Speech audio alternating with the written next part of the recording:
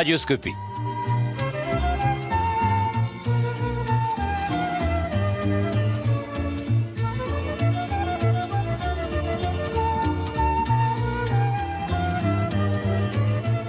Radioscopie. Denis de Rougemont. Jacques Chancel.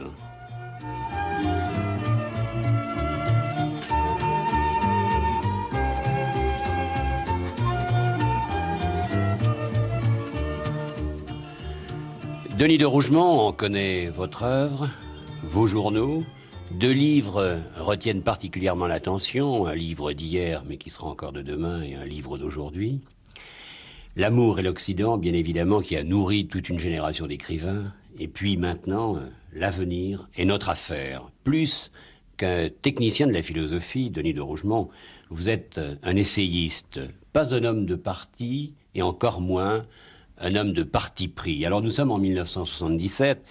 Est-il possible, dans cette année qui est pour nous Français la veille d'une autre année, est-il possible d'être tout à fait libre? Et comment et peut-on préparer l'avenir? Je pense que si l'on veut sérieusement préparer l'avenir, il faut complètement oublier les élections qui viennent. Et que ça sera, j'espère, la dernière fois et la seule que nous en parlerons. Bon, j'ai déjà compris, je n'en parlerai plus. Mars 78, c'est pour les autres, vous êtes suisse. Je suis non seulement suisse, mais européen. Et la date qui m'importe l'année prochaine, c'est celle des élections du Parlement européen, au suffrage universel pour la première fois. Je pense que c'est là que les gens vont se compter sérieusement. Non pas du tout pour savoir s'ils sont de gauche ou de droite, ce qui n'a aucune importance à cette échelle, mais pour savoir s'ils veulent une nouvelle société dans une Europe unie. Car il est bien évident qu'on ne pourra jamais faire l'Europe sur la base de la société actuelle des États-nations, qui sont les obstacles par excellence à toute espèce de forme d'union. Et j'ai toujours pensé qu'il était vain et absurde, que c'était vouloir faire un cercle carré, que de bâtir une union de l'Europe sur les principaux obstacles à toute espèce d'union, qui sont les États-nations. Alors, je pense que l'importance des élections européennes de l'année prochaine se mesurera aux nouveautés profondes, d'objectifs, de finalités que proposeront les différents partis existants se plaçant pour une fois dans un cadre européen, et surtout de nouveaux partis, comme les partis écologiques qui se dessinent un peu dans tous nos pays, et qui proposeront ce que je voudrais appeler simplement et sobrement un changement de cap. Non pas une révolution. Vous ne croyez pas à ce mot-là? Je n'y crois plus, pour la bonne raison que toutes les révolutions qui se sont produites jusqu'à ce jour ont abouti à renforcer ce qu'elles voulaient renverser, c'est-à-dire renforcer l'État et renforcer le régime policier. D'ailleurs, ce n'est pas une constatation que je suis le premier à faire, c'est Lénine qui l'a faite en 1917, avant de l'illustrer quelques mois plus tard. D'ailleurs, vous dites quelque part, Denis de Rougemont, que dans les États-nations, les chefs de cet État sont à la fois policiers à l'intérieur de leurs murs et gangsters à l'extérieur pour ce qui concerne les autres peuples. Et c'est un peu vrai, c'est vrai qu'on veut faire de l'ordre chez soi, et puis on s'en va attaquer les autres et essayer de leur voler ce qu'ils ont. Et même il y a pire. N'est-ce pas? Le plus grand philosophe du XIXe siècle, hélas, c'était Hegel, avait tiré sa philosophie politique de la contemplation de la Révolution française, puis des débuts de Napoléon, de Bonaparte, puis de Napoléon. Et il en avait déduit cette constatation qui m'a toujours beaucoup frappé: les États nationaux cherchent par la guerre au dehors la tranquillité qu'ils n'ont pas au dedans. Alors non seulement ils sont policiers au dedans et gangsters au dehors, mais ils sont gangsters au dehors pour faciliter le travail de leur police au dedans. Je caricature à peine. Dans les moments de crise, c'est à peu près à ces extrémités-là qu'on en vient. D'ailleurs, si l'on regarde d'un peu près votre œuvre, on s'aperçoit que vous n'aurez eu qu'une seule politique dans votre vie, puisque au commencement, je disais que vous n'aviez pas de parti. C'est la politique de la personne, alors que l'on s'occupe encore de plus en plus de la politique des masses. Et on finit par oublier l'homme. Ça, vous avez raison, j'ai toujours pensé et toujours écrit depuis mon premier livre, dont vous venez de rappeler le titre, Politique de la personne, que le but de la société, le but de toute communauté humaine, c'est l'homme et son épanouissement personnel, et non pas l'État ou la nation, ou les masses, ou l'État-nation et sa grandeur, qui est un mythe, tandis que l'épanouissement personnel de chacun de nous est la réalité fondamentale d'une vie. J'appelle personne tout individu qui assume sa vocation, c'est-à-dire le fait qu'il est unique. C'est absolument démontré scientifiquement. Différent des autres. Et il n'y a pas de possibilité que deux hommes soient pareils, à cause des mélanges infiniment variables de leurs chromosomes maternels et paternels. Chacun de nous est un cas unique, sans précédent. Et s'il s'assume dans son individualité, je dirais plutôt dans sa personnalité, il est obligé, pour aller vers le but commun de tous les hommes, vers une espèce d'absolu, quelque chose qui les dépasse et qui est peut-être sûrement même commun à tous les hommes, il est obligé d'inventer son chemin, d'abord son petit sentier. Il ne peut pas se confier aux annonces qui jalonnent la route nationale, parce qu'avec cela, il serait avec tout le monde, mais il aboutirait au mieux à la capitale. Il n'aboutirait pas à Dieu. Il n'aboutirait pas, enfin je mets Dieu entre guillemets, à la réalisation pleine de son destin, de sa vie, du sens possible d'une vie. Sur cette idée de l'homme personnel, j'ai toujours voulu centrer toute réflexion sur la société et sur la communauté. J'ai demandé dans une série de mes livres, et dans mon dernier livre, L'avenir est notre affaire, j'ai reproduit tranquillement un certain nombre des déclarations qui jalonnent la série de mes livres. J'ai toujours demandé que l'on situe au centre de l'homme le centre de la société. C'est-à-dire d'essayer de bâtir, de rebâtir tout le temps. C'est une tâche quotidienne. Ce n'est pas l'affaire d'une révolution qui, par miracle, n'est-ce pas, remet toutes les choses en place. Ça ne s'est jamais vu. C'est une tâche quotidienne d'écarter l'ancien, et le mauvais, et de rebâtir ou de laisser pousser les choses nouvelles. Mais on ne pourrait pas dire que c'est parfois égoïste de s'occuper seulement de la personne, d'un seul homme, de considérer que, en considérant que l'homme est unique, que deux hommes ne sont pas pareils, c'est dire de la même manière qu'ils ne peuvent pas s'entendre. Et je pense qu'ils s'entendent d'autant mieux qu'ils savent qu'ils sont tous uniques. Si nous découvrons que nous sommes tous uniques et que, bien qu'ayant un but commun, nous devons y venir chacun à notre manière, nous comprenons mieux les problèmes des autres. Et de plus, je dirais que l'homme ne devient une personne au sens plein du terme que dans la mesure où il se manifeste dans la communauté, parmi les autres. Alors voilà qui est absolument central. Quand je demande que la communauté soit située, que le centre de la communauté soit situé au centre de l'homme, c'est-à-dire de chacun de nous, je demande une communauté qui soit telle que l'homme original puisse s'y manifester. Ne soit pas simplement un numéro, mais une voix qui porte et qui puisse être répondue, qui puisse dialoguer avec les autres. Alors là commence la société véritable. Mais lorsque vous écrivez « L'avenir est notre affaire », voulez-vous dire par là que l'avenir n'est pas seulement la chance des sociétés groupées, mais que l'avenir doit être préparé par chacun d'entre nous. Il ne faut pas considérer que nous avons comme alibi la société qui sera toujours coupable ou qui sera toujours généreuse. Voilà, on essaye de nous faire croire aujourd'hui, c'est très vague, je dirai tout à l'heure un peu ce que c'est. Ce sont tous les gouvernements. C'est à la fois notre éducation, l'école, tous les clichés qu'elle nous a transmis, ce sont les gouvernements, c'est tout ce qu'il passe de ces clichés et de ces volontés gouvernementales dans la presse, dans les mass médias, partout, qui nous imprègne et qui tend à nous faire croire, surtout depuis 150 ans, depuis 170 ans, mettons, depuis l'invention de l'État-nation à la fin de la Révolution française et sous Napoléon, sous l'Empire, on essaye de nous persuader que ce qui se passe au niveau de l'État est beaucoup trop complexe pour que l'homme puisse y intervenir. On nous fabrique des communautés tellement vastes que notre voix n'y porte plus.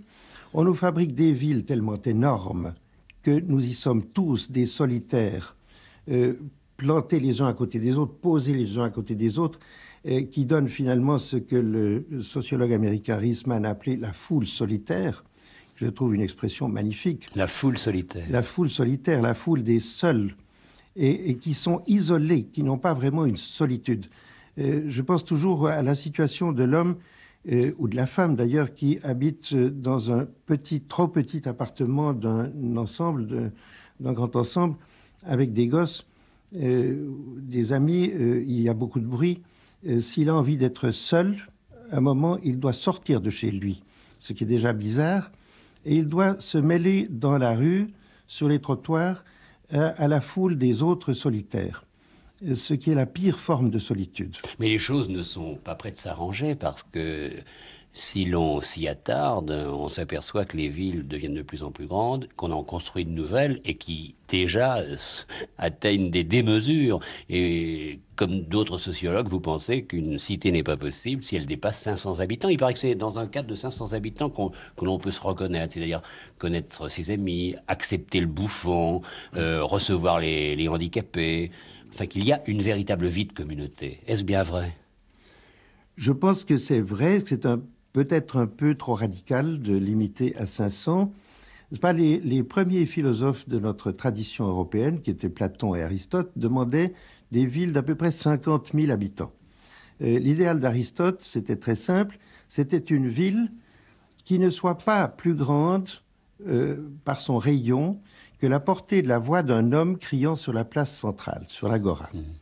Voilà une belle mesure d'une cité normale à la taille de l'homme, parce que de l'agora où il criait, l'homme pouvait recevoir des réponses de n'importe qui, dans ce même rayon de la ville.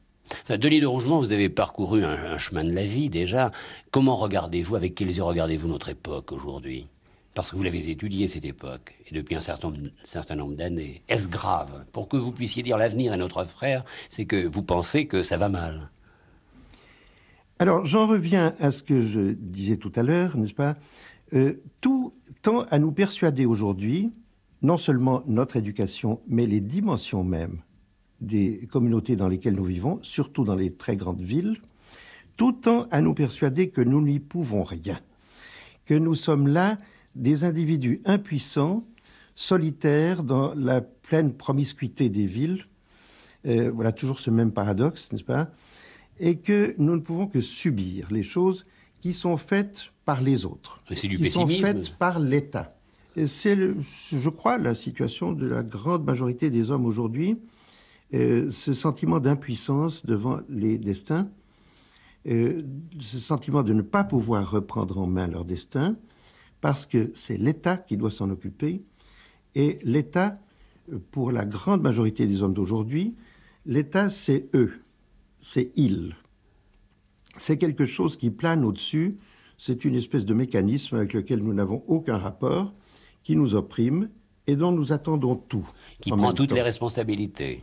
Qui prend toutes les responsabilités que nous refusons d'assumer nous-mêmes. Alors, nous nous sentons complètement impuissants devant ce monstre, ce léviathan qu'est l'État moderne. Et nous le déifions peu à peu. Comme toutes les choses qui nous font peur, n'est-ce pas, les hommes ont toujours fait des demi-dieux ou des dieux de ce qui leur faisait peur. Et vous pensez que les choses peuvent changer? Alors, ils font un demi-dieu de l'État moderne, et ils sont dans une drôle de situation vis-à-vis de cet État. D'une part, ils en attendent tout, et d'autre part, ils le méprisent ou ils le haïssent. Je pense que tout changerait si simplement, au lieu de dire l'État c'est eux, l'État c'est ils, l'État c'est des forces anonymes qui pèsent sur nous, si nous disions l'État c'est nous. C'est nous. Contrairement à Louis XIV, n'est-ce pas, qui disait l'État c'est moi.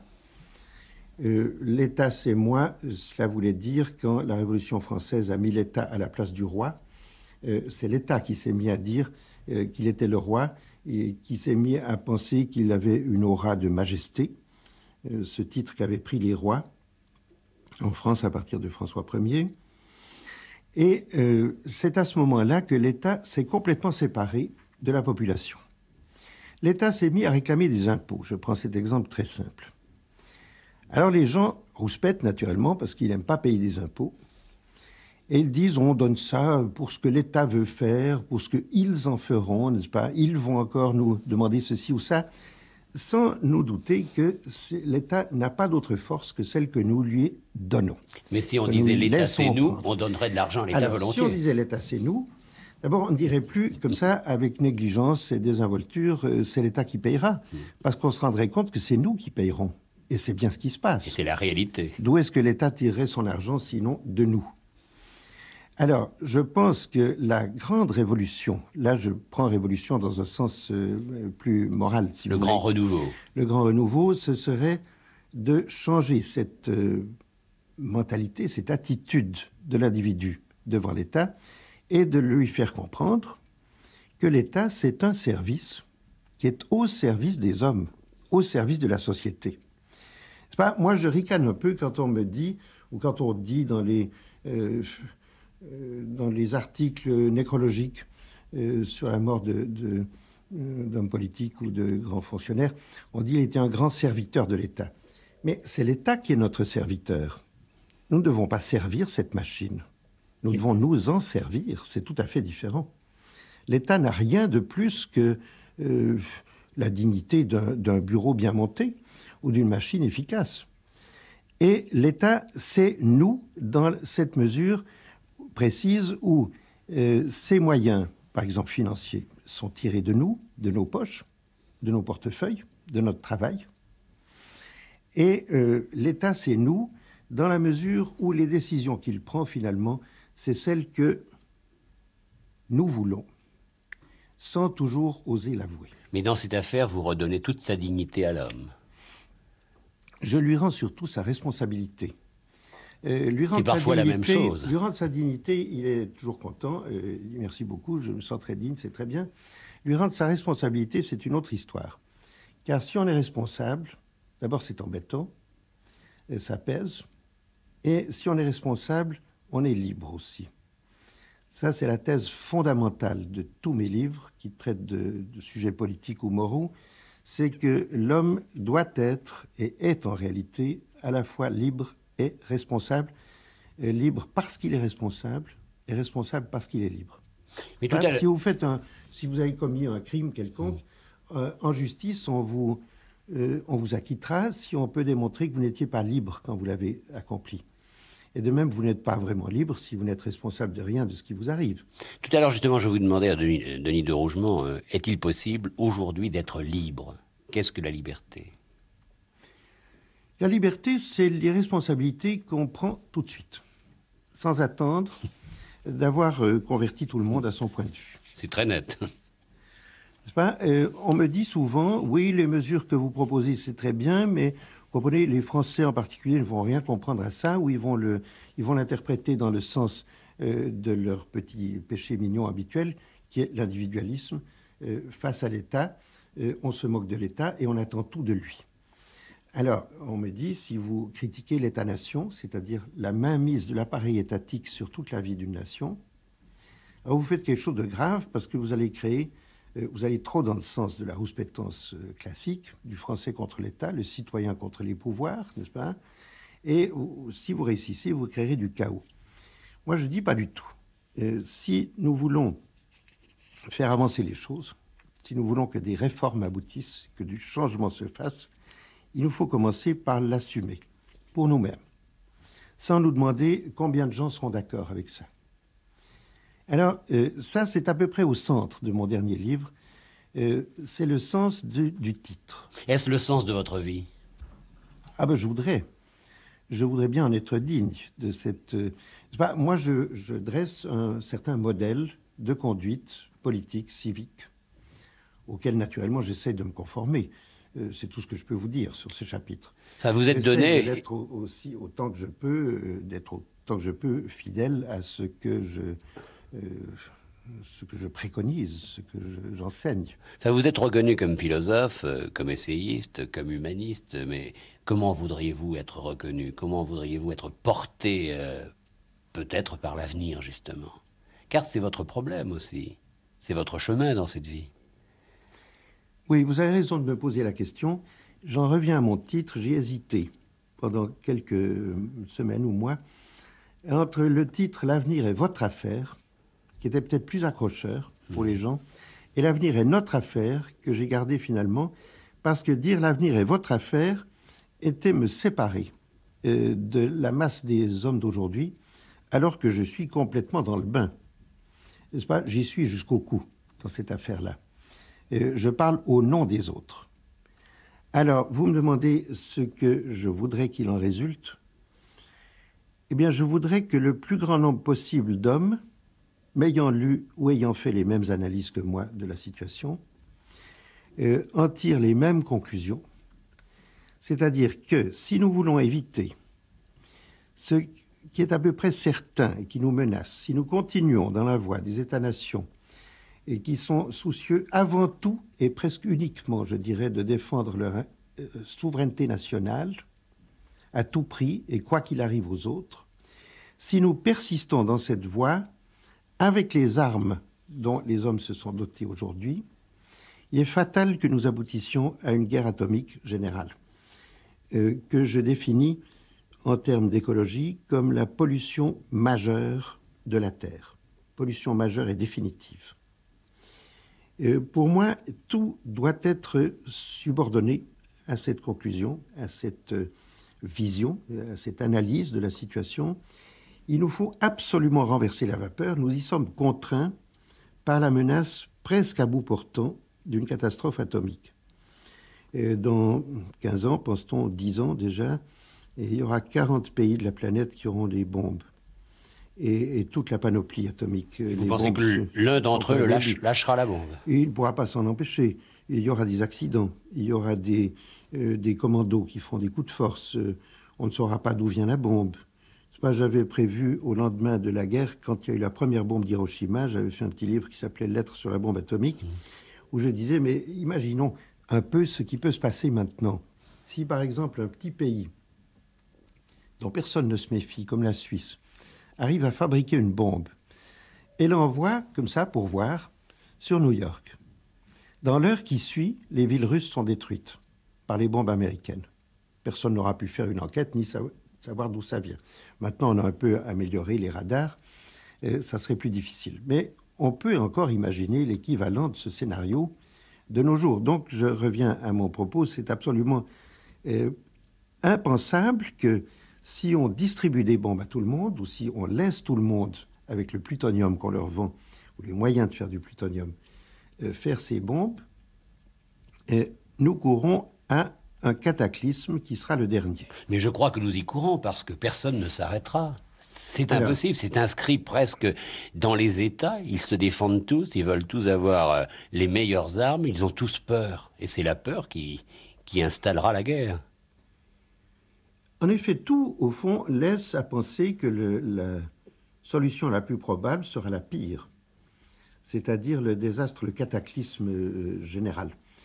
Et on peut aussi ajouter ceci, que même si des gens qui pensent comme moi, ils sont heureusement de plus en plus nombreux aujourd'hui, tous les écologistes, tous les régionalistes, ça fait beaucoup de monde.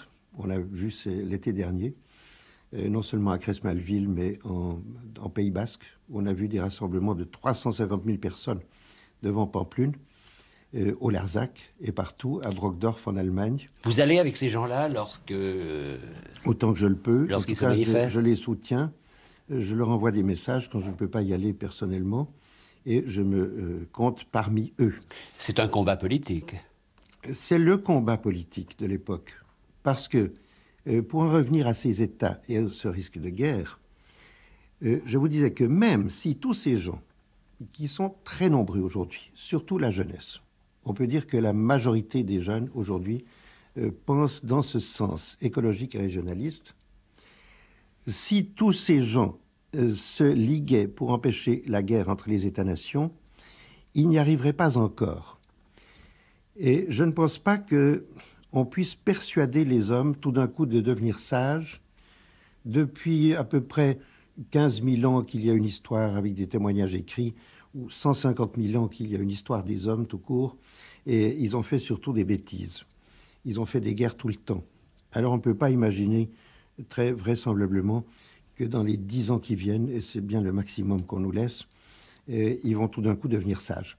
Je pense que ce qui nous laisse pas mal d'espoir, outre cette montée d'une mentalité complètement nouvelle chez les jeunes de tous les pays. Parce que pour le moment, tout ce que vous dites est effroyablement noir. Oui, alors je pense qu'il y a une chose qui va nous soutenir. Non, mais il ne faut pas cacher le noir. C'est ce que j'appelle la pédagogie des catastrophes. C'est un de mes derniers chapitres. Ouais. Je prends un exemple qui est tout à fait pertinent, c'est celui de la crise du pétrole en 1973. Crise du pétrole qu'on a beaucoup exagérée, parce que finalement personne n'a manqué de pétrole. On a eu peur d'en manquer. Et surtout, on a été très ennuyés parce qu'il fallait le payer tout d'un coup 4 fois plus cher. On a eu peur d'en manquer. Et cette peur a été salutaire, enseignante, didactique, dirais-je. Une chance. Elle a forcé tout le monde à se rendre compte d'un tas de choses dont des auteurs comme moi lui parlaient depuis quelque temps, mais c'est pas avec une très petite audience.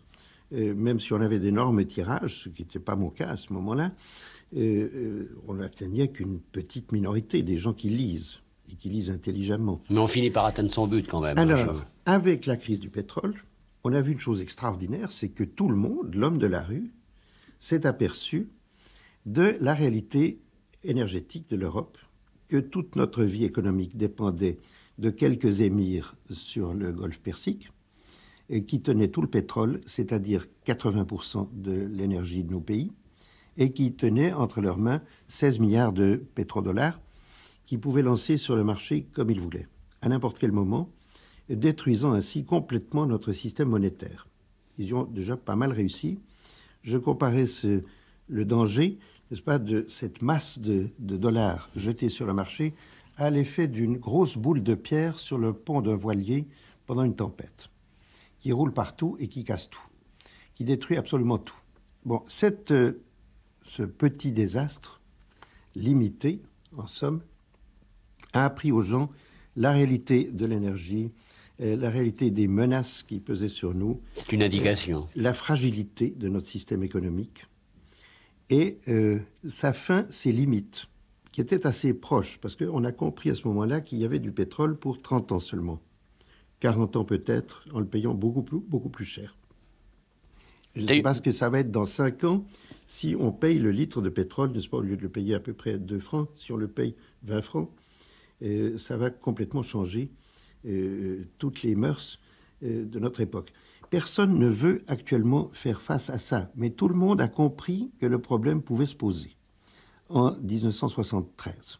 Alors, voilà ce que j'appelle une catastrophe qui peut être enseignante, informative, alors comme aucun livre, aucun discours, aucune presse, aucune télévision même, n'est-ce pas, ne pourra jamais l'apprendre aux gens. Et il y aura plusieurs de ces catastrophes, c'est inévitable dans les années qui viennent. Je pense qu'elles auront une valeur pédagogique, comme je dis un peu pédante. Vous seriez presque tenté de dire qu'elles seront bénéfiques. Elles seront bénéfiques si elles sont assez sérieuses pour que tout le monde soit obligé de faire attention et pas tout à fait assez sérieuses pour que tout le monde soit écrasé du même coup. Alors, il y a une espèce de fenêtre une alarme étroite entre ce minimum et ce maximum. Et, par exemple, la crise du pétrole était exactement au milieu de la fenêtre. Ça allait très bien. Il y en aura d'autres, certainement, avec des centrales nucléaires qui auront des petits ennuis. On appelle ça des excursions. C'est très joli. C'est un très joli euphémisme, n'est-ce pas, pour rassurer les gens. D'ailleurs, Denis de Rougemont, vous dites que les deux grands fléaux du XXe siècle sont l'auto et Hitler. Oui. Alors voilà ce qui m'a amené à dire ça. Au même titre ? C'est une autre partie de mon livre. Je disais, en commençant, n'est-ce pas, voilà, la grande nouveauté ou la grande crise d'aujourd'hui, c'est que, pour la première fois dans l'histoire, l'homme se voit contraint de choisir librement son avenir. ce paradoxe apparent s'explique assez facilement. Pour la première fois, l'homme a les moyens de tout faire sauter ou de créer quelque chose de merveilleux par son génie technique. Il est sommé maintenant de choisir son avenir. Pas dans le temps, on choisissait l'avenir d'année en année. Ça s'appelait le budget. C'était la prévision de l'époque, c'était le budget qu'on établissait pour l'année qui vient. Maintenant, ça ne suffit plus, on est obligé de voir beaucoup plus loin. Alors, je me suis posé la question de la prospective, de la futurologie, enfin de toutes ces sciences qui se développent et qui florissent depuis une vingtaine d'années, qui viennent juste à point. Puisque l'homme est obligé de choisir son avenir, il faut savoir comment. Il fait un plan. Et comment faire des plans assez lointains. Alors, j'ai commencé par dire dans cette partie de mon livre que j'étais assez sceptique pour de bonnes raisons. C'est que, j'y reviens à vos deux fléaux, n'est-ce pas, les deux plus grands fléaux du XXe siècle, ce qui a été le plus destructeur, le plus meurtrier en vies humaines, mais aussi destructeur de villes, de campagnes et de tout, ça a été l'automobile et Hitler. Or, personne ne les a prévus. On faisait déjà un peu de futurologie, de prospective au début du siècle, mais personne n'a pu prévoir quand M. Henry Ford, le grand-père, n'est-ce pas, des actuels, a bâti sa première usine d'automobile, la toute première du monde, c'était en 1899, un an avant ce siècle. Il faut bien se figurer que l'automobile a aujourd'hui 79 ans, pas un an de plus. Ce n'est pas tellement. C'est très récent, n'est-ce pas? Pour l'automobile, c'est encore dans l'enfance. Or, personne n'a su comment ça allait évoluer. Personne n'y a cru au début. On a dit à Ford, tu es complètement fou de faire ton usine, tous ses amis lui ont dit ça, parce que personne n'a besoin. Il le raconte lui-même dans ses mémoires, personne n'a besoin de l'automobile. C'est une chose sale, laide, puante, qui fait peur, qui fait beaucoup de bruit et qui effraie les chevaux et les enfants dans la rue. Mais vous le pensez, Denis de Rougemont, aujourd'hui encore, que l'auto c'est un peu mieux. N'est pas utile? On l'a un petit peu amélioré, mais entre-temps, il s'est passé beaucoup de choses. Il s'est passé que Ford a réussi à convaincre les gens que c'était un besoin profond qu'ils avaient. Donc il les a trompés sur leurs véritables besoins, ce qui est une chose très grave. Il les a trompés par la publicité, il a fait croire à ses ouvriers qu'il fallait qu'ils achètent des autos pour aller se balader dans la campagne et respirer l'air pur. Il insiste beaucoup là-dessus, comme si ça ne dégageait pas des vapeurs terribles. Et finalement, les ouvriers ont acheté des autos pour aller à l'usine faire d'autres autos et ils ont été pris dans le cycle. Les autos ont envahi les villes, alors qu'elles étaient faites pour la campagne. On a fait des routes. Elles ont rendu les villes irrespirables, ce qui fait que la moitié de la population des villes les quitte pendant le week-end et va porter cette pollution infernale dans les campagnes et les détruit. Voilà à peu près ce qu'a créé l'automobile, sans compter les centaines de milliers de morts par an. Terrible enchaînement des choses. Hein. Ce qui n'est pas mal. Et puis alors, il y a autre chose. Il y a eu Hitler, je n'insiste pas là-dessus, qui a été aussi meurtrier en beaucoup moins de temps que l'automobile en à peu près 80 ans. Mais voilà ce qui en est résulté, c'est très curieux, cette conjonction qui était véritablement imprévisible. À cause du triomphe de l'automobile, qui est devenue la première industrie mondiale, la General Motors et la Ford Company sont les premières et deuxièmes industries clés du monde.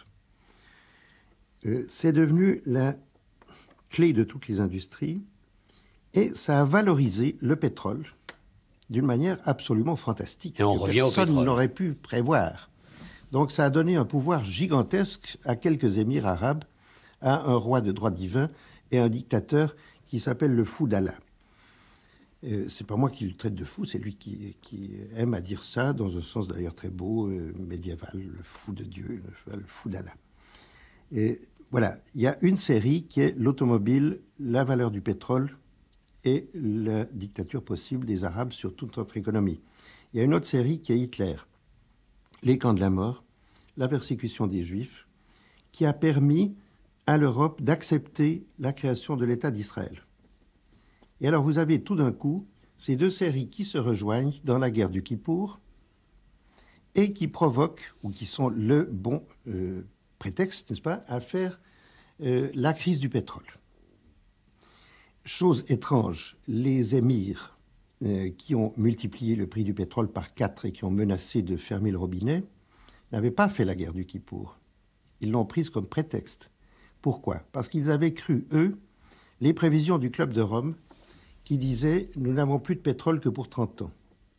Eux, ils y ont cru. Nos États européens n'y ont pas cru. D'où le triomphe facile des Arabes. Ils l'ont dit eux-mêmes. Le cheikh Yamani l'a dit au Premier ministre du Japon. Nous avons cru à ces prévisions, donc nous avons multiplié par 4 le prix du pétrole.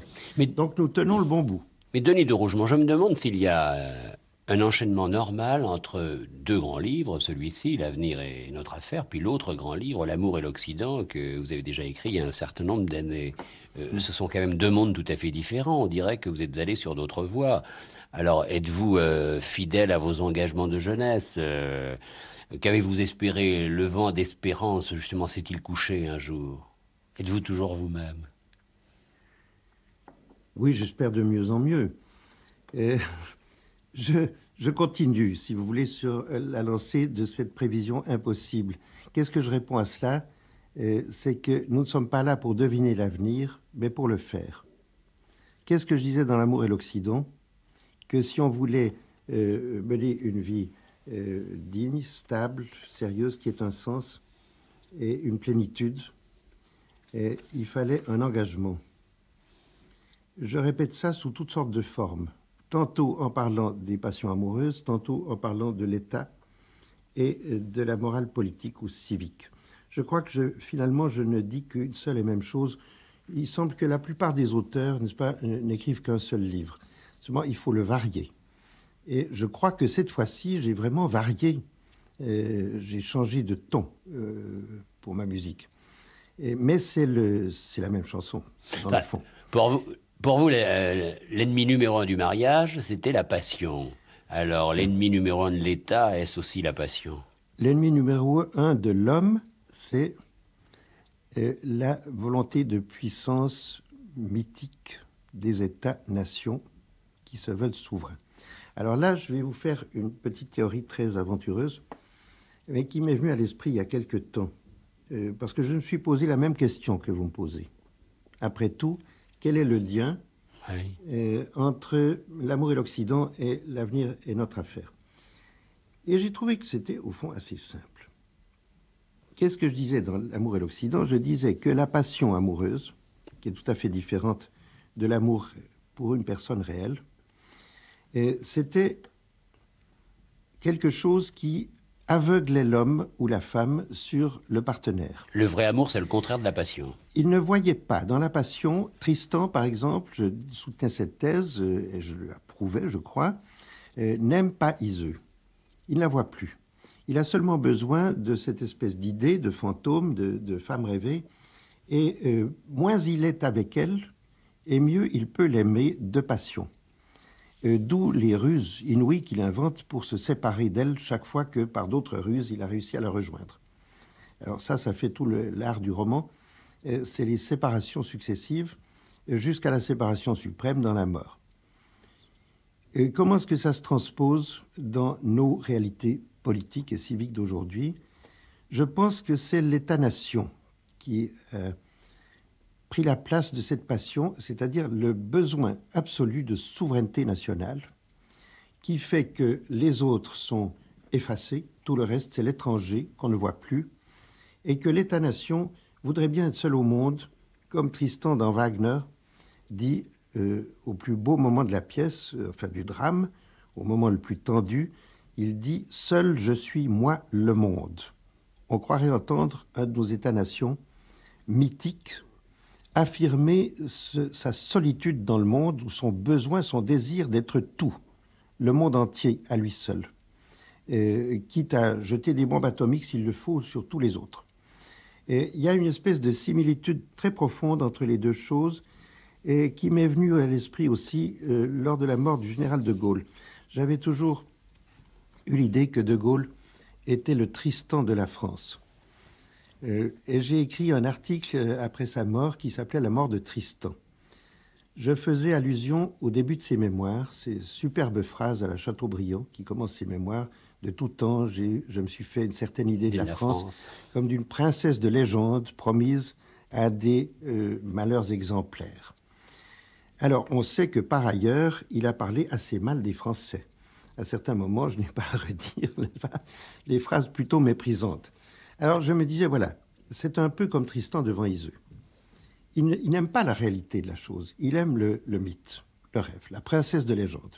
Il a entendu que la France, ce n'est pas une princesse de légende, c'est l'ensemble des Français et du territoire français. Mais ça, il ne l'aimait pas tellement. Ce qu'il aimait, c'était son certaine idée de la France. Une grandeur. Oui. Et il n'aimait pas tellement que le recours au droit romain, par exemple, l'empêche de gouverner. Il s'en est souvent plaint à ses proches. Alors, pour moi, je transpose dans le mythe de Tristan, le droit romain, c'est le roi Marc, c'est la légalité, c'est le mari, et autour duquel tout tourne, n'est-ce pas? Il faut ce pivot, il faut une certitude légale. Mais on en dit beaucoup de mal et on le trouve très ennuyeux. Et ce qui compte, c'est pour Tristan le sentiment d'être amoureux et pour des gens comme De Gaulle qui veulent la puissance, le sentiment qu'ils sont seuls en face de l'objet de leur amour, pas du tout concret, de leur amour qui est comme une espèce de drogue, n'est-ce pas, comme la passion entre Tristan et Iseux qui est née de l'absorption d'une drogue. Oui, mais on pourrait se demander, Denis de Rougemont, si De Gaulle, qui aimait la France, ce mythe dont vous parlez, cette princesse, dans le même temps, n'aimait pas les Français. Il pouvait, à travers cette France, aimer passionnément les Français, oui, mais ne pas savoir le dire. Bon, il l'a dit d'une manière curieuse en les traitant de vous, n'est-ce pas? Oui, c'était une drôle de manière. Oui, on peut se demander. C'est le fait de beaucoup de grands hommes politiques. Ils n'aiment pas tellement les hommes tels qu'ils sont. Et on ne peut pas leur en faire reproche. Ce qui me paraît déplorable dans l'affaire, c'est que les hommes se laissent aligner, tombent sous le prestige de ce grand amant, de la grandeur, n'est-ce pas, ou de la femme, ou de n'importe quoi, et démissionnent de leurs responsabilités. Alors là, j'en reviens à mon thème central. Si on peut dire que l'impérialisme des États-nations est une espèce de passion qui les isole, qui leur fait perdre de vue la réalité du monde, on peut dire que la passion est aussi l'impérialisme d'un homme qui ne voit plus la femme, par exemple, et qui la laisse mourir comme ça, mais il vit avec sa passion. Alors, je pense qu'il y a là le même problème que dont je poursuis la solution dans tous mes livres. Comment est-ce que l'homme peut assumer sa responsabilité et non pas se laisser entraîner par une passion ou par le désir de subir une puissance qui le sécurise naturellement.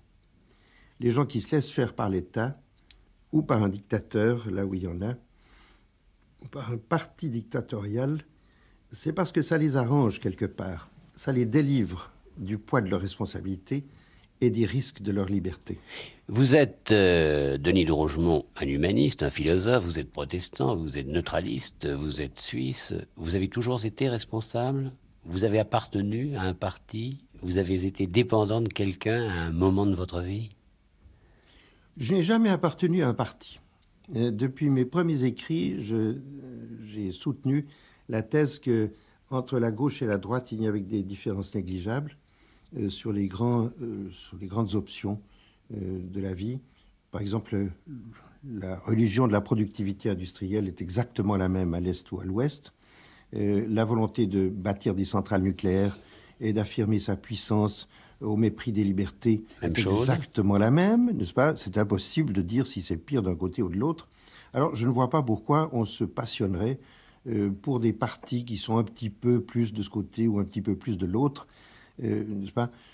Pour cette espèce de passe-temps parasitaire qu'est l'activité politicienne aujourd'hui, comme le dit Charles Levinson dans son livre « Vodka Cola », que vous avez sans doute vu ces temps-ci, qui est plein de perles de ce genre. Le passe-temps parasitaire. Passe-temps parasitaire, il faudrait l'entendre. Nous passons notre temps à nous passionner pour des choses qui n'ont aucune importance, qui ne sont pas créatrices du tout, Et nous pensons que nous assumons nos devoirs de citoyens en faisant ça. Mais pas du tout. Nous ne sommes pas plus des citoyens en nous passionnant pour les luttes entre la gauche et la droite, ou à l'intérieur de la gauche ou à l'intérieur de la droite, que ne sont sportifs les gens qui regardent un match à la télé et qui ont l'habitude maintenant de s'appeler sportifs. N'est-ce pas ? Ce sont des spectateurs, ce ne sont pas des acteurs.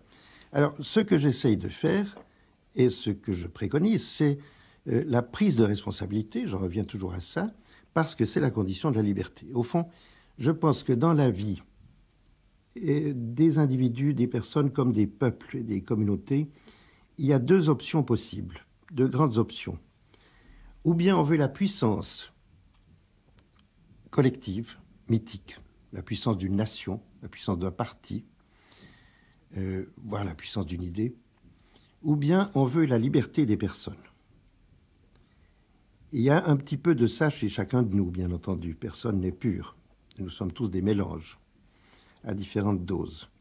Mais la question est de savoir au nom de quoi on juge et on tranche et on adopte un point de vue en dernier lieu. Alors, si on choisit la puissance collective, c'est sécurisant pour les individus, seulement ils perdent leur liberté et leur responsabilité. Ils aiment beaucoup dire on n'y peut rien, c'est l'État, c'est il, c'est eux, et tout ça, quitte à les traiter de tous les noms, du même coup.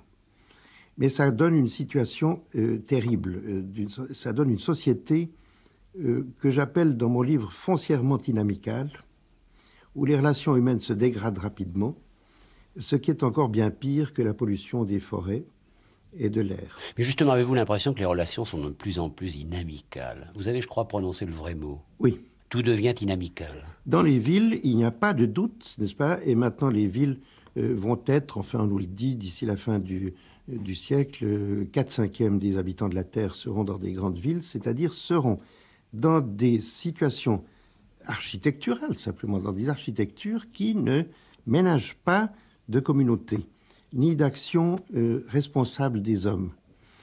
Et ça les mène à, non seulement à la délinquance, n'est-ce pas, et la criminalité, l'agressivité, mais aussi à une espèce de désespoir et de perte de goût de la vie. Et il y a une grande angoisse dans les villes modernes, et il y a en même temps beaucoup de délinquance. On a fait des calculs récemment. On a vu que dans les grands ensembles, la délinquance et la criminalité étaient directement proportionnelles au nombre des étages. C'est à peine croyable, mais ça a été vérifié. Et pourra-t-on un jour refaire des maisons? Alors il faut refaire tout ça, c'est-à-dire qu'il faut ce que j'appelle changer de cap, décider que le but de la société n'est pas la puissance. Mais qui peut décider? Ce sont les nous, États. Chacun de nous. Alors nous? Les États ne le feront jamais. En faisant ce que vous disiez tout à l'heure, comme font les écologistes, se battre. Les États ne visent qu'à la puissance, qu'au maintien de leur souveraineté absolue, c'est-à-dire pratiquement, c'est pas qu'ils le veuillent, mais ça les mène pratiquement, objectivement, à la guerre. Et tout pouvoir serait la fin. ainsi. Voilà. Alors, je dis ceci, n'est-ce pas? Il faut choisir maintenant, il faut choisir sur quel cap, vers quel cap nous voulons voguer, gouverner nos sociétés, piloter, c'est le même mot, ou bien vers la puissance collective, ou bien vers la liberté des personnes. Si on veut aller vers la liberté des personnes, cela demande une quantité de changements qui sont faciles à énumérer. Il faut dépasser la forme des États-nations qui sont à la fois trop grands pour animer toute leur région et pour animer des communautés véritables. Il faut revenir à la région. Il faut revenir à la région, par en bas. Et en dessus d'eux, d'abord, nos États-nations sont trop grands pour animer leur région. Ils sont trop petits pour jouer un rôle à l'échelle mondiale aujourd'hui. Ou alors la scène est occupée simplement par les deux grands blocs, les super grands. Il faut donc défaire et dépasser nos États-nations lentement, sans bouleversement, à travers les frontières, entre les frontières perméables, les traverser de 1000 manières. Beaucoup des régions qui se dessinent dans l'Europe d'aujourd'hui sont transfrontalières. Il y en a une vingtaine le long du Rhin et jusqu'au Schleswig-Holstein. Il y en a beaucoup d'autres sur toute la surface de l'Europe, comme les Basques et les Catalans qui vont par-dessus la frontière des Pyrénées. Et ça, c'est un cas fréquent. Tout nous pousse aujourd'hui à dépasser ce carcan de l'État-nation pour aller vers la construction de communautés réelles. Et revenir à des cultures essentielles. Moi, je ne reproche pas du tout à l'État-nation d'être méchant. Je lui reproche de ne pas être adapté aux réalités d'aujourd'hui. Denis de Rougemont, je voudrais vous lire, parce que ceci me paraît important.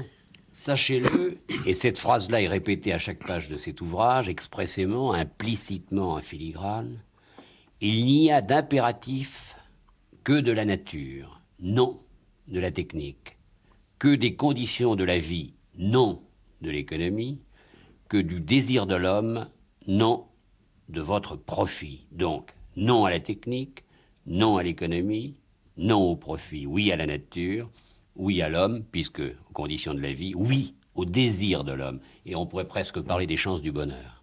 Oui. Et je ferai une toute petite correction. Je ne dis pas non à la technique. Je dis non à la technique. Non de la technique, oui. Non à la technique mise au service de la puissance. Mais elle peut être mise au service de la liberté. Ce serait alors refuser le progrès. Hein. Oui, elle peut être mise au service de la liberté, et ça, c'est le progrès. Pas, si vous voulez, je résume tout cela. J'ai mis beaucoup de temps à trouver cette phrase simple, mais j'y suis arrivé à la fin de ce livre. Je crois qu'elle n'est pas même dans le livre. C'est en pensant à mon livre que je l'ai trouvé, toujours dans cette opposition entre puissance et liberté. Je suis arrivé à cette formule. La puissance, c'est le pouvoir que nous prenons sur les autres. La liberté, c'est le pouvoir que nous prenons sur nous-mêmes. C'est du même coup la responsabilité. C'est très beau, je crois que ça mériterait d'être réentendu, mais je crois que cela a été compris. Mais vous en prenez également, on parlait du progrès, aux Concordes, et vous avez cette phrase alors qui est cinglante, Concorde, ou le mensonge qui va plus vite que le son. Oui, là, c'est méchant. Là, les Américains vont vous aimer. C'est méchant. C'est peut-être un appel du pied, dans le fond, aux Américains. Aux Américains, non, ils ont refusé leur Concorde à eux. Ils ont trouvé que c'était pas bon, que c'était pas rentable, que c'était une chose qui devait être encore remodelée, redessinée, recalculée. Je crois qu'ils ont eu tout à fait raison de le faire. Et je pense que la France et l'Angleterre vont être assez embêtés d'avoir persisté à faire leur Concorde. Aux dernières nouvelles, les Anglais sont décidés à abandonner au milieu de l'année prochaine, ou à peu près. Enfin, ne parlons pas du Concorde. C'est un épisode. C'est un épisode parce que... C'est un épisode que, comme j'ai eu quelques malheurs à la télévision qui m'avait demandé de parler là-dessus, je l'ai remis dans mon livre parce que c'était amusant. Une manière de vous venger. C'était amusant, oui. C'est une manière de dire ce qu'on m'avait empêché de dire dans cette soirée consacrée au Concorde où j'étais le seul qui était contre. J'ai eu grand peur de me faire haïr instantanément par 4 ou 5 millions d'auditeurs, de téléspectateurs, mais il semble que non. D'après les journaux des jours suivants, il semble que la plupart des auditeurs m'aient donné raison. C'est du moins ce qu'on a dit dans le monde, en connaissant assez bien les réactions moyennes des auditeurs. Enfin, passons là-dessus, c'est une chose qui passera très vite. J'espère que mon livre n'est pas tellement lié à l'actualité qu'on ne sache plus du tout ce que c'est, qu'on le néglige, parce qu'on y parle de choses comme Concorde ou les premières centrales nucléaires. Je crois que plutôt c'est l'enfer que vous décrivez. Et lorsque vous nous dites l'avenir est notre affaire, vous voulez nous faire peur pour que l'on prenne justement la responsabilité d'avoir peur. Et vous dites l'enfer, c'est l'absence des autres. Oui. Contrairement à la phrase de Sartre, n'est-ce pas? Si vous vous imaginez vous-même seul survivant d'un cataclysme atomique, seul sur la Terre, vous n'allez pas me dire que ce n'est pas l'enfer que ça vous évoque, n'est-ce pas? C'est exactement ça. L'enfer, c'est l'absence des autres. Et alors, ce qu'il y a d'infernal dans les villes actuelles, c'est qu'on y est coude à coude avec des tas de gens qui sont pratiquement moralement absents. C'est ça qu'il y a d'infernal dans la société actuelle. Et c'est pour ça qu'il nous faut refaire des petites communautés où les gens puissent se voir, se connaître et être amis entre eux.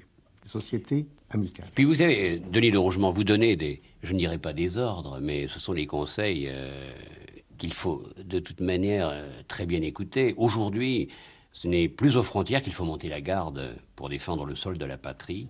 C'est ici où vous êtes, où vous campez. C'est-à-dire, chacun d'entre nous est soldat à la place où il est. C'est bien cela? C'est exactement cela. C'est ce que je ne me lasserai jamais de répéter. Nous devons chacun commencer là où nous sommes, par nous-mêmes, sous notre responsabilité, et c'est ça qui nous rendra libres. Enfin, le sort de l'an 2000 se joue dans nos écoles, le civisme commence au respect des forêts. Lorsqu'on saura que la nature est belle, lorsqu'on saura la regarder, on sera déjà à peu près sauvé. On aura déjà fait un petit bout de chemin, on sera sur la bonne route. On sera tourné vers le cap salutaire, le cap de Bonne-Espérance. Et vous, dans cette affaire, aurez-vous gagné? Serez-vous arrivé? Vous demanderez-vous encore que puis-je faire? Vous, Denis de Rougemont, dans cette affaire, vous avez votre place. Tant que je puis faire quelque chose, n'est-ce pas, tout va bien. J'ai écrit quelque part dans ce livre cette phrase qui était déjà souvent citée, même avant que je l'écrive, chose curieuse. La décadence d'une société commence quand l'homme se demande qu'est-ce qui va arriver, Ouais. au lieu de se demander qu'est-ce que je peux faire. Que faut-il réinventer aujourd'hui? Nous-mêmes d'abord. L'amour? Nous-mêmes, l'amour, les relations amicales, les petites communautés, les régions, l'Europe. Voilà mon programme. Vous êtes donc poète? Si vous voulez. Et vous n'êtes pas d'accord avec Georges Pompidou lorsqu'il disait « gouverner, c'est contraindre ». Ah, pas du tout.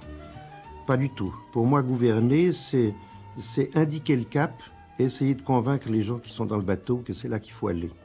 Mais ne pas les y forcer, ça ne servirait absolument à rien. Nous ne devons plus être des solitaires. Nous devons être ensemble si nous voulons devenir personnels. Merci, Denis de Rougemont.